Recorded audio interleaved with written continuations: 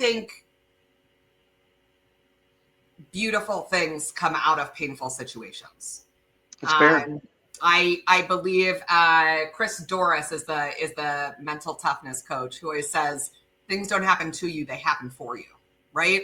Mm-hmm. If you can walk in with that mindset, I think if we look at any moment in time of our lives where we face something tragic or traumatic or even just very challenging or very hard, there are things that we benefited from in that you could not possibly have without having gone through that first. Mm-hmm. So could we do everything on the front end and have been more proactive in the plan here? Yeah, of course. Yeah.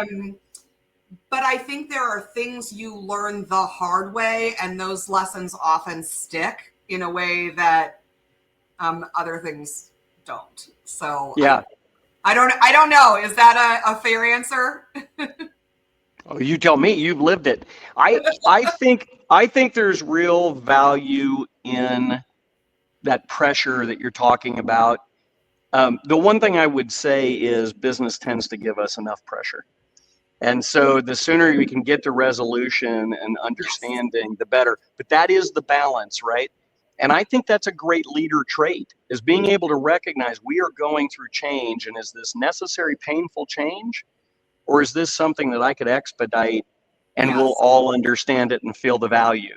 So that I don't think that's a cookie cutter answer where everybody has to do it the same way. Yeah. I know I've talked to so many CEOs and worked with so many that are like, hey, that took about 10 times longer than it should have. And that execution gap is real.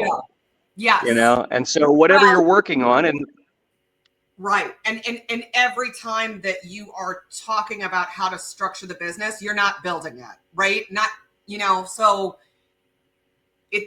it's important to spend some time on these things, but there's also a wall where you have to say, we got to stop talking about working and go do some work now, right? Yeah, I agree. I think that's the other thing is putting plans in place that you can actualize and operate, and you can test and learn.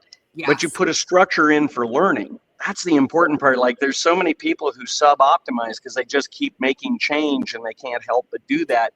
Right. And in reality, they are never executing thoroughly enough to know whether or not it worked. Right. Yep. Yeah. I absolutely agree. So let's go into that's, by the way, great story. I love that. I love that you and your partners, have a great business, and you guys have, been around for a while. You're doing great work. You've got a solid team. If I were talking about your growth stages, I would probably suggest that, the early stages operating your business where you're in it and you're a practitioner. And like you said, you started recognizing oh, this is how this business actually works. Then you go into this leading the business, which is I have a leadership team and I am doing this differently and I am hiring right. Then you go into transforming the business, and that feels kind of like what you have done and what you are in, and that's where you're focusing on process mapping and new services and you're optimizing the existing services. And then there's this natural next step, which is scaling the business. Mm-hmm. And you've been slow and steady. So I would bet you're between that transforming and scaling mode. And so if you're doing that, one of the things is making sure that the service offering you have is perfected.